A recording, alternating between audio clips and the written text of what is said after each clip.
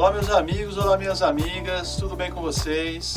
Hoje no programa Café com o Professor, nós vamos entrevistar ninguém mais, ninguém menos que a Miss Paraíba Trans, Isla Rodrigues. Tudo bem, Isla? Tudo bem, professor. É uma satisfação imensa para mim estar aqui com você no seu podcast. Bacana, bom demais também estar contigo aqui. É uma grande alegria, uma grande honra pra gente receber a Miss Paraíba Trans.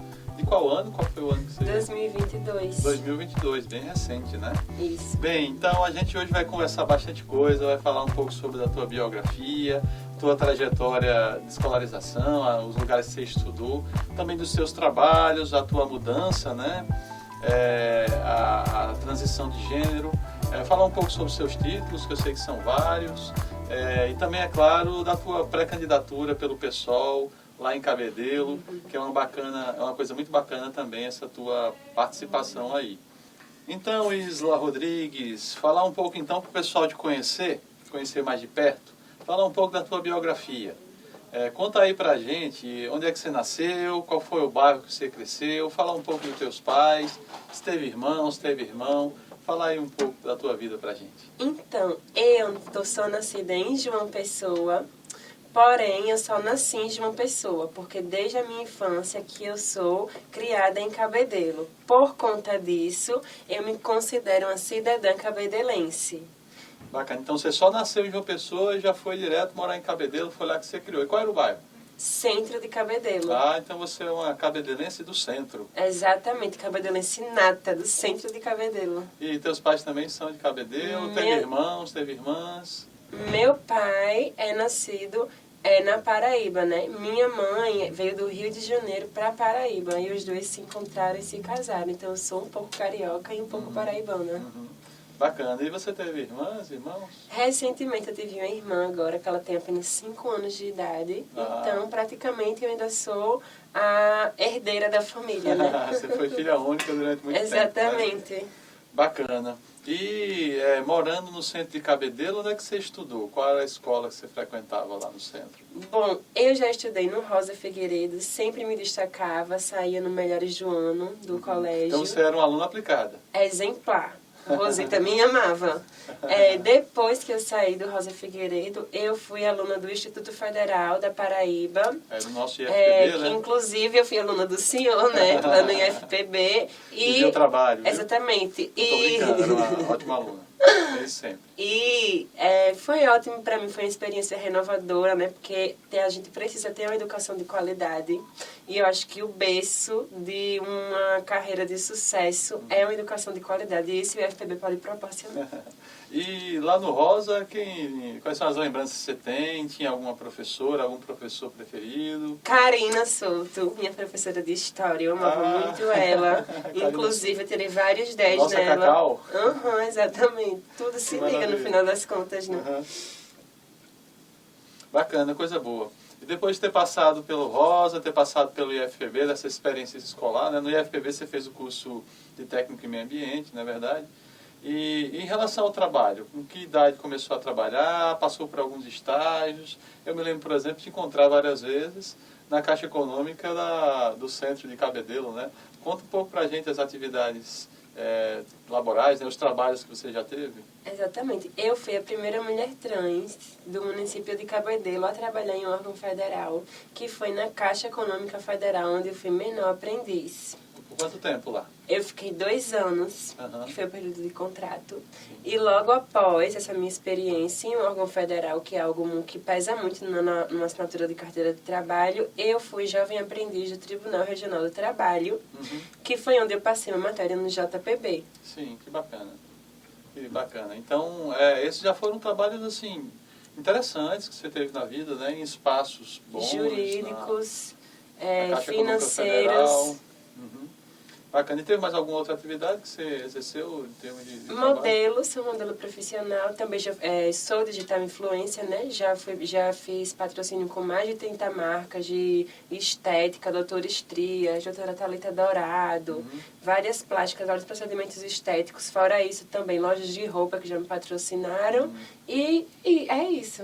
Bacana, muito bom. Muitas experiências de trabalho, né? Isso. Bem essa trajetória do jovem brasileiro, da jovem brasileira que vai meio que passando pelas dificuldades, pelas barreiras, né? Alcançando um posto aqui e outro ali, até... Tem que fazer de tudo um pouco, porque senão... Para quem nasceu da classe trabalhadora, né? Tem pais trabalhadores. Exatamente. Meu pai é assim. pescador, então sempre tive que batalhar pelos meus sonhos, porque até mesmo para poder dar dias melhores para o meu pai. Então nunca poderia desistir de sempre querer algo melhor. Ele está bem dentro da tradição cabedelense, né? De ser pescador e tudo. Bacana. Vamos falar um pouquinho aí agora da tua transição de gênero.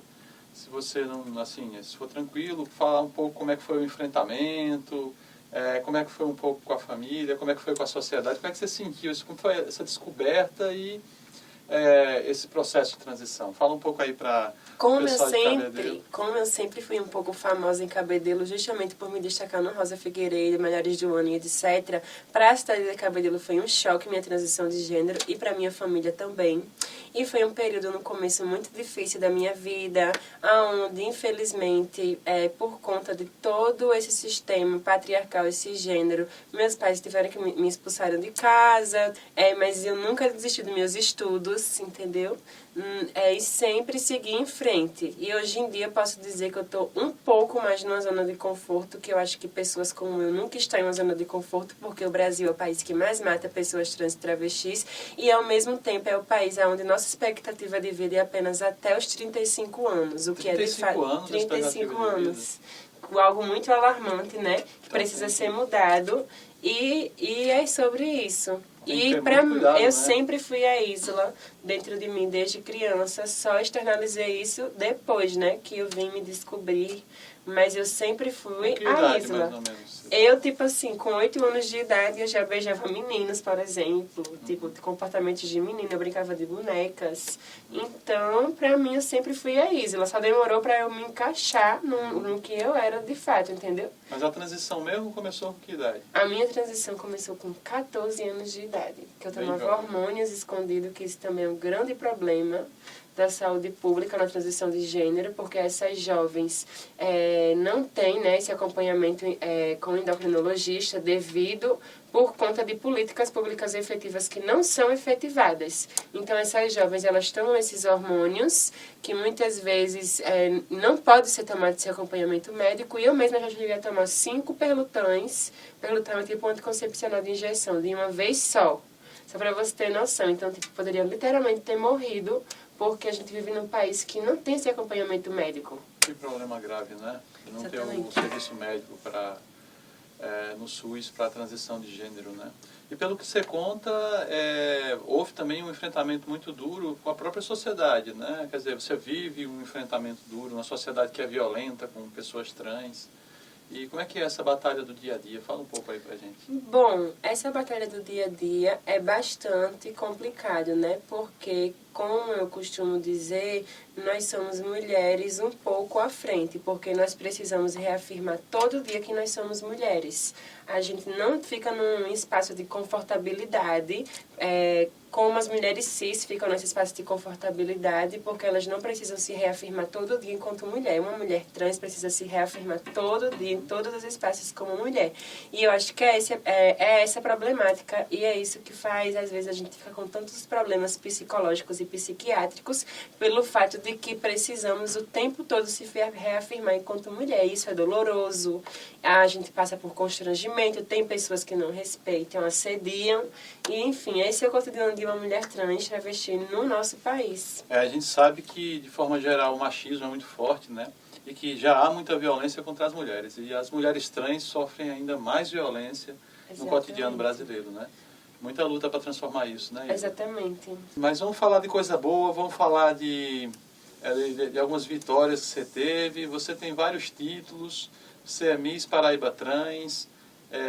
Quais são os títulos que você tem? Quantos desfiles e quantas atividades dessas você já ganhou e já participou? Fala aí. Então, eu já tive o título de Melhor Corpo da Paraíba, Miss Cajazeiras, Miss Trans Júri Popular e fui nomeada pela TV Cabo Branco como Miss Trans Paraíba. E eu fui eleita a beleza feminina de Cabedelo no Melhores do Ano de Clé Carvalho, inclusive quebrando diversas barreiras por ter sido a primeira mulher trans a ser eleita como a beleza feminina de Cabedelo pelo voto popular.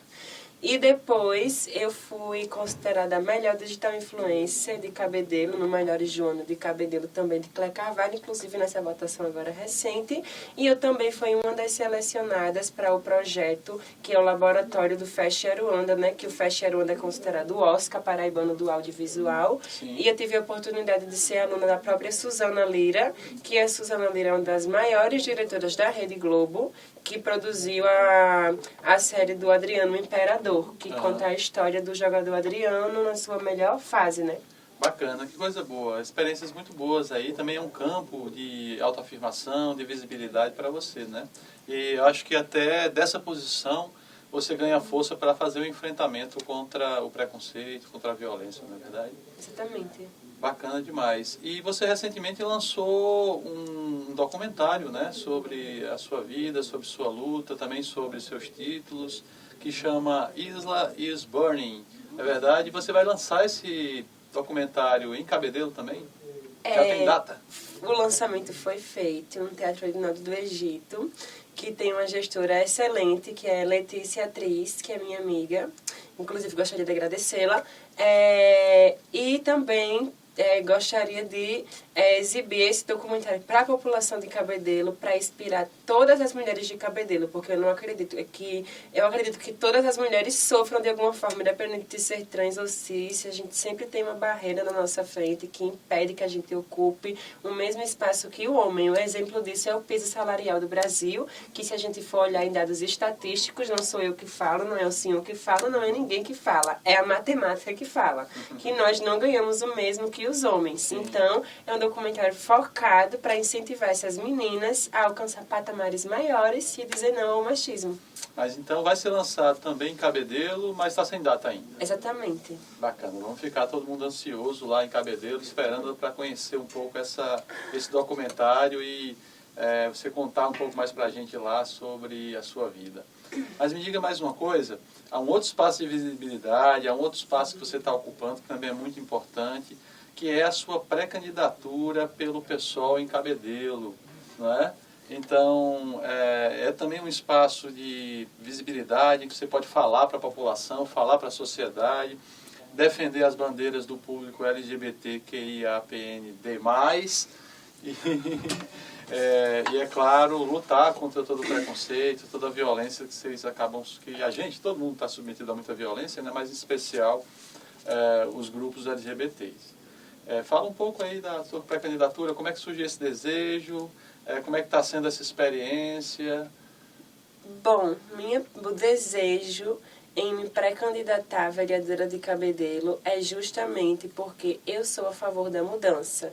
E eu acredito que o PSOL é um partido a favor da mudança, mas não de uma mudança falsa, não de uma mudança onde existam cortinas de fumaça para driblar a população de Cabedelo. É um partido que luta realmente pela classe trabalhadora. E por conta disso, eu quero me candidatar a vereadora de Cabedelo, porque eu quero lutar pelas pessoas mais pobres, pelas minorias políticas, por aqueles que sofrem de fome e de frio. E é por isso que eu quero me candidatar a vereadora de Cabedelo. Bacana, mas a tua pré-candidatura pelo PSOL, ela, assim, pelo menos inicialmente, ela tem muito a ver com esses problemas que você vem falando aí, que você já tratou um pouco, que o público LGBT sofre, né, enfrenta no dia a dia. Quer comentar um pouco mais sobre isso? Como é que você tem visto esses problemas que existem de forma geral, mas também em Cabedelo, né? Quais são os problemas que você viveu que são mais comuns ao público LGBT? E como é que estão as políticas públicas lá em Cabedelo para atender essas demandas? Existem dois pontos que são bastante alarmantes em relação à população LGBTQIAPN+, de Cabedelo, que é a empregabilidade e o enfrentamento ao preconceito. Sim. Porque, como podemos ver, pouquíssimas pessoas LGBTQIAPN+, realmente é muito triste, são pessoas que estão empregadas ou são pessoas autônomas. Nós vemos muitas e muitas ali no mercado sendo moradores de rua, ou nós vemos muitas e muitas também em situação de tráfico de drogas, porque não existe o encaminhamento dos órgãos públicos para essas pessoas, para que elas façam curso, para que elas se profissionalizem. O que existe é o preconceito. O que existe é a exclusão. Isso que existe, o que não deveria existir. O que deveria existir era políticas públicas efetivas, como, por exemplo, eu participei de um programa, num TRT-13, que se chamava Programa Empregabilidade na Diversidade, que fez com que mulheres trans e homens trans fizessem um curso de profissionalização e tivessem encaminhamento para o mercado de trabalho. E 100% da turma praticamente foi contratado. Certo? Então, isso é uma política pública efetiva. Não é simplesmente eu criar um espaço, dizer que existe alguma coisa ali, só para dizer que, ai meu Deus, eu apoio, e não fazer as coisas acontecerem. Porque isso, para mim, é uma política de falácias, não é uma política verdadeira. Bacana. Você falou, então, de dois problemas. O primeiro você comentou mais, que é sobre a empregabilidade, né? Criar caminhos para ampliar a formação e a capacidade de empregabilidade das pessoas LGBTs. Mas, e do outro lado que você pontuou também, no enfrentamento ao preconceito, como é que as escolas, como é que as outras instituições sociais participariam, no seu ponto de vista, desse enfrentamento ao preconceito? Será que é preciso programas também para dentro das escolas e nos outros espaços de educação coletiva a gente fazer esse enfrentamento? Particularmente, eu acredito que no ensino básico e fundamental não deveria existir assuntos como esse por se tratar de crianças, mas a partir do ensino médio, que já é um campo da educação onde a pessoa entra numa pré-adolescência com 16, 17 anos, isso deveria ser começado a discutir a educação sexual mesmo, fora LGBTQIAPND+, fobia. Por quê? Porque a gente precisa aprender a respeitar o próximo. E educação sexual, porque a gente tem meninas aí de 16 anos, de 15 anos, que engravidam. E aí todo mundo se pergunta, meu Deus, por que hoje em dia os jovens, as meninas que são jovens engravidam, por que não existe educação sexual no colégio? E porque também os meninos também engravidam as meninas. Exatamente, né? porque eles também não têm educação sexual no colégio. Eu estou dizendo isso porque também há um machismo que está encarnado na educação, né? Que é sempre ver o corpo feminino como o corpo que deve ser tratado para não engravidar, como se o masculino não participasse disso. Então, a educação para os homens é tão ou até mais importante. Exatamente, a educação para os homens é ainda mais importante do que para as mulheres. Ainda mais dentro do machismo. Né? Exatamente, porque a gente vive em uma sociedade machista e misógina. Então, como eu disse a você, essa é a minha opinião, deveria sim existir esse combate no ensino médio, entendeu? Deveria ser no ensino médio, que é onde os adolescentes já têm mais aquela mentalidade, entendeu? Mas mesmo assim, de qualquer forma, o enfrentamento deveria ser feito por parte institucional no ensino básico e no ensino fundamental, porque existem crianças trans, existem crianças LGBTs que também precisam ser protegidas. Isso a gente não pode negar, que devem existir esse enfrentamento com as crianças, né? Porque são crianças, são pessoas, têm vidas, têm psicológicos, e esses psicológicos precisam ser protegidos. Certo, bacana. É bom a tua clareza, né, sobre esse enfrentamento, a necessidade de políticas públicas e tudo mais. Mas se a gente fosse assim, resumir um pouco em alguns tópicos, quais são as tuas ideias, o que é que você tem defendido em termos de programa do PSOL, programa partidário, para essa comunidade e para Cabedelo como um todo, né, desse enfrentamento? O que é que você pontuaria para a gente? Primeiramente, empregabilidade para os jovens de Cabedelo. Como podemos visualizar, nossa cidade está afundada em uma tragédia de tráfico de drogas, de guerra de facções, onde a maioria dos jovens, isso acontece porque a maioria dos jovens de Cabedelo não tem oportunidade de ter um emprego, não tem oportunidade de ser contratado, de ter um trabalho digno e seguro. Então, essas pessoas, por maioria, que estão na margem, procuram tráfico de drogas, porque é algo mais fácil para eles. Não é querendo vitimizar essas pessoas, mas é porque isso faz parte de uma cadeia, de um sistema que joga essas pessoas para esse ramo, entendeu? Justamente para que essas pessoas fiquem ali, o sistema mate essas pessoas, porque o governo não vai dar educação e nem empregabilidade. Paulo Freire falava, o governo nunca vai dar educação porque a educação derruba o governo. Eu venho e acrescento, o governo nunca vai dar empregabilidade e educação porque a empregabilidade também derruba o governo. Então, o governo não quer ver essas pessoas em empregos dignos, quer ver realmente as pessoas nesses espaços. Então, minha proposta é criar algum programa de empregabilidade massivo para tirar esses jovens dos tráficos de drogas e colocar dentro de empresas públicas dignas. Bacana. E também, é claro, fazer um enfrentamento com os programas educacionais, né? Exatamente. Acho que também seria muito necessário que se pensasse programas que deem assistência até jurídica, até para as pessoas que já são vítimas de violência. Exatamente. Né? Exatamente. Bacana. Bom demais. Então, hoje, no nosso Café com o Professor, nós tivemos a presença da Miss Paraíba Trans, pré-candidata do PSOL a vereadora em Cabedelo, Isla Rodrigues. Isla, grande prazer tê-la aqui. Prazer todo meu querido. Bom demais Obrigada. conversar contigo. Tudo de bom. Obrigada. Valeu, gente. Até o próximo programa.